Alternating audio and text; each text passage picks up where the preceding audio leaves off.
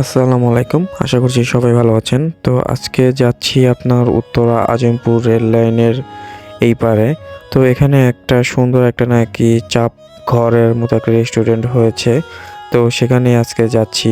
তো ছোট বোন সেখানে প্রায়ই নাকি যায়। চাপটা নাকি খুব মজা। সেখানকার লুচিও নাকি অনেক মজা। তো আজকে ও আমাকে বলতেছে যে জলদি চলে আয়, আমরা এখানে আছি। তো আজকে একসাথে খাওয়া-দাওয়া করব। তো আমি দিশা ফারাজকে নিয়ে চলে গেলাম অটোতে করে আপনার উত্তর আজিমপুর রেল লাইনের এই পারে।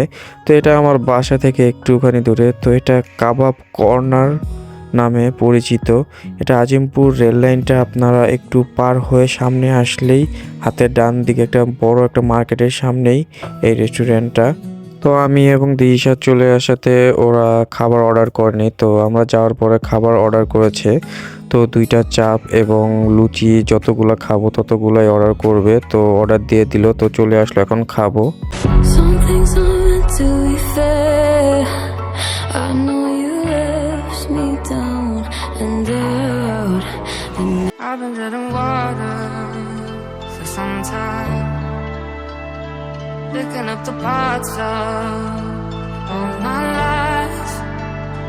লুচি এবং চাপটা খেয়ে মানে কি বলবো ভাই, এত মজার একটা চাপ এবং লুচিগুলো এত মজার, তার সাথে একটা টক এবং একটা সালাদ দিয়েছে, মানে এত মজা লাগতেছে। টকটার কারণে মনে হয় আরো বেশি খেতে পারতেছিলাম।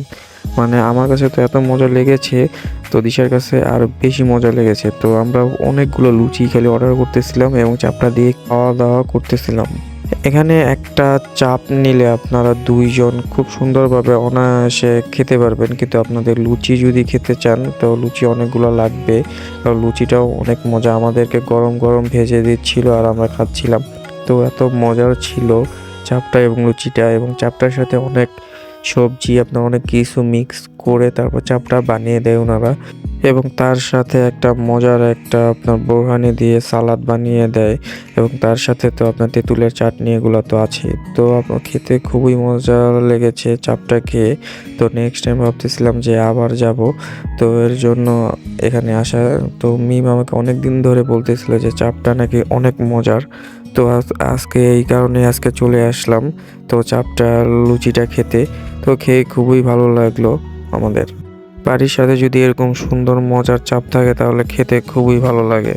তো যাই হোক, চাপটা খেতে আমার পুরো মন ভরে গেল, কারণ এর আগেও আমি একটা চাপ খেয়েছিলাম বাড্ডা, ওটাও ভালো ছিল, কিন্তু ওইটা থেকে এটা একটা বেস্ট একটা অনেক দিন পর চাপ খেলাম। তো যাই হোক, আপনার চিকেন চাপটা খুবই মজা হয়েছে। তো ওনাদের এখানে অনেক অনেক প্রচুর পরিমাণে অনেক আরও চাপের কিছু আইটেম আছে। তো সেই আইটেমগুলোও আমি আপনাদেরকে মেনু সহ আপনাদের প্রাইসটা আমি দেখিয়ে দেব।